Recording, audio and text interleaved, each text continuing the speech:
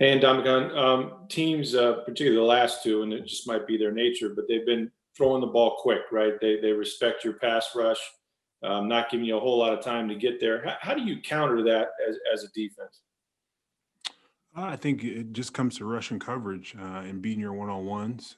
There's ways to get to the quarterback, and we've found ways to do that when teams want to obviously get the ball out fast. And a part of that is just communication and making sure we're lined up and ready to go. Because I think some of the times that can be a case where people want to hurry up and put us in bad positions. And obviously, you guys have done a great job against the run pretty much all year, to the point where some teams have abandoned it. But we know the Vikings won't with Dalvin Cook. So what do you see from him that makes him so dangerous? Yeah, Dalvin's an elite back. He's been doing it for many years. I remember going against him in 2018 when I was in LA. I think that was the last time I played against Minnesota. So got a lot of respect for him. Look forward to the challenge because I think they're averaging like 145 yards, and we've been able to keep guys for the most part under 100 yards, if not a little bit more.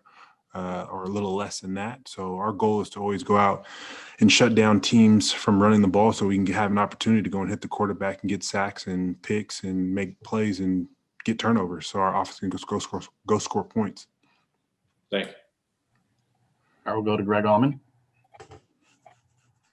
Hey, Ndamukong, thinking about last year's defense, it seemed like one of the best things you guys did was the way you improved during the season and were so much better in the last 7 or 8 games compared to the first half of the season. What do you think the key is to having this defense finish the year better than it's been right now?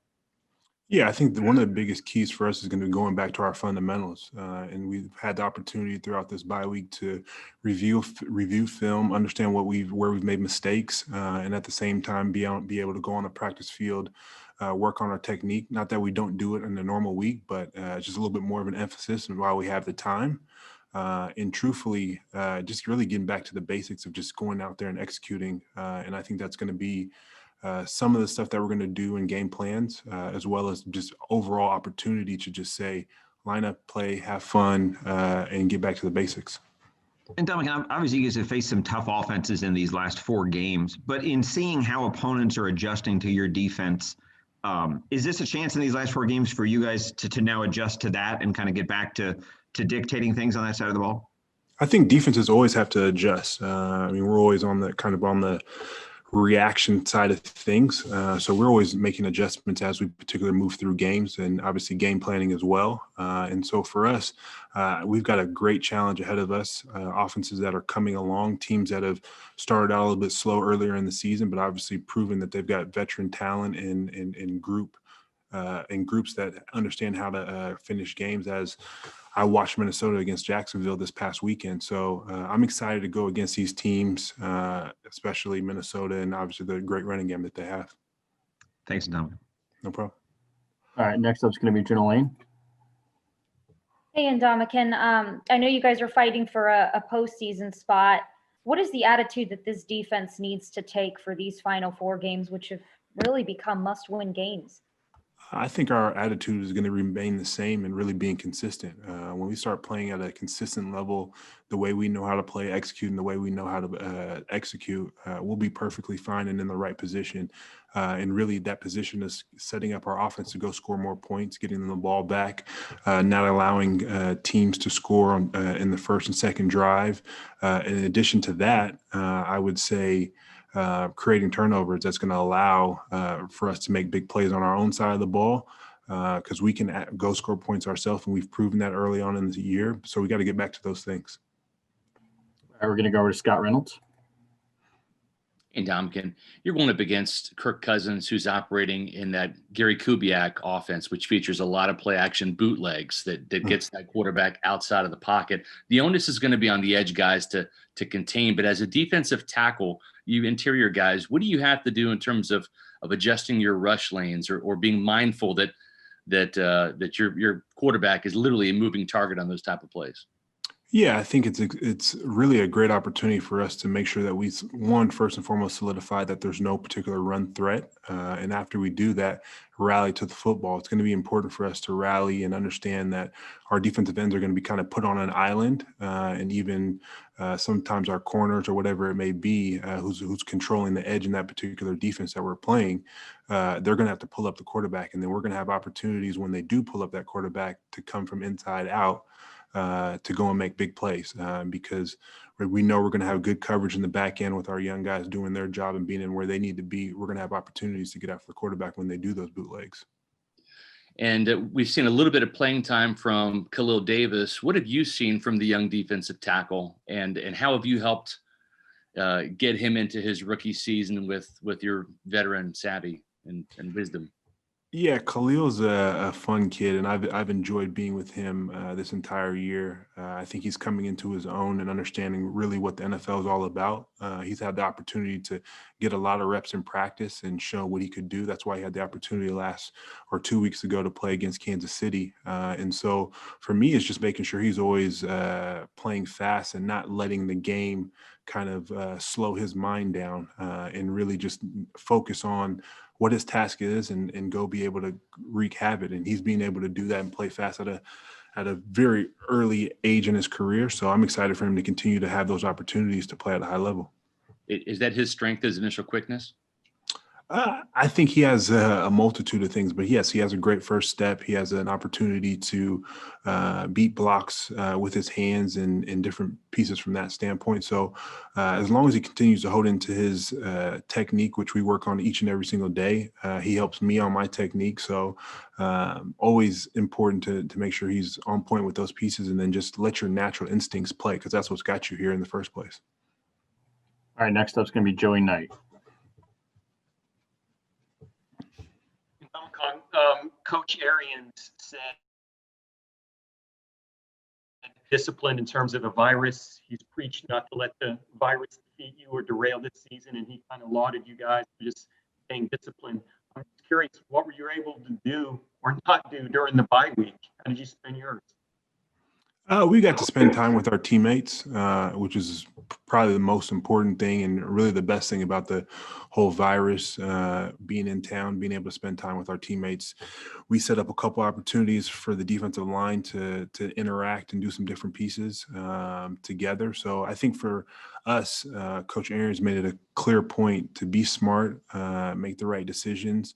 We're all adults, and make sure you're on time for your testing, and don't let the COVID-19, the disease be an additional problem for us in this season. We deal with enough adversity. Don't allow this one that we actually can control for the most part by doing the right things.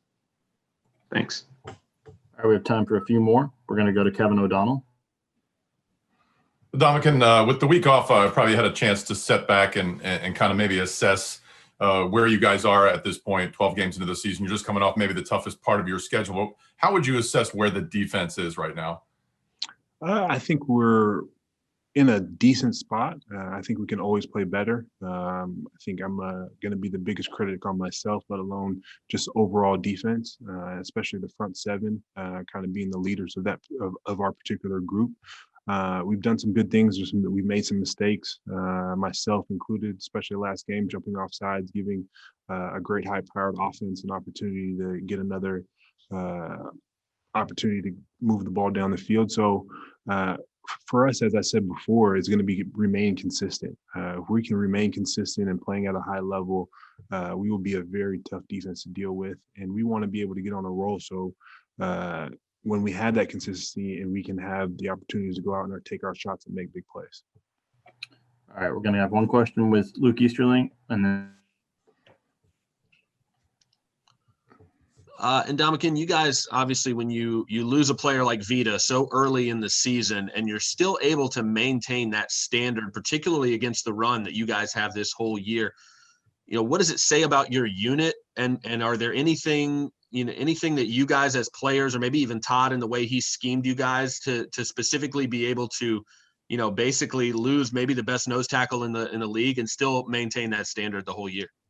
Yeah, Vita was a big loss for us, but we've always had an understanding, and really, it comes down to knowing that the next man is always has to be ready, whether that's Khalil or Nacho having to step in direct order for Vita's position, and then obviously our GM did a great job in going and get Steve McClendon because he stepped in and has done an amazing job, as well as brought another veteran presence that he's very vocal from a standpoint of teaching guys alongside myself on our particular group. And we've understood and played in all different roles because Vita, it doesn't play every single snap. I don't play every single snap of the game. And so we have rotations and have had the ability to play with multiple different fronts of a mixture of guys. So yes, that hurt not having Vita, but we also know how to adjust and adapt and play at a high level at the same time. All right, our last one's going to come from Sarah Walsh. Hey, Ndamukong, it's been a little bit since this organization was in it down the stretch. Can you just talk about the difference in energy when all your goals are still in front of you, as opposed to when you know at this point of the year that you're out of it?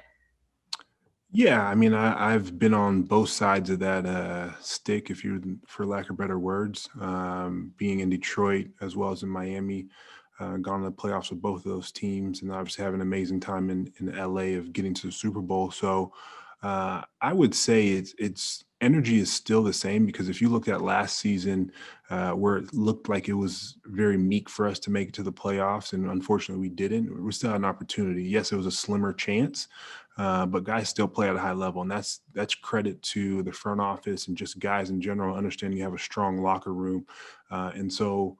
I guess the mindset a little bit for this particular group would be making sure you finish off and make sure that you have the opportunity to control your destiny going into the playoffs, if that's your ultimate goal, and whatnot. And so for us as a team, I think the energy and the vibe is we need to understand where we're at, which is very clear. Coach Arians makes it very clear every team meeting what our situation is. Every single game from here on out is a playoff game for us to get into the playoffs. And then obviously you get into the playoffs and the best team in that day has to show up. And we need to play our best at all times. All right, that's all for today. Thanks, Drew. Thank you.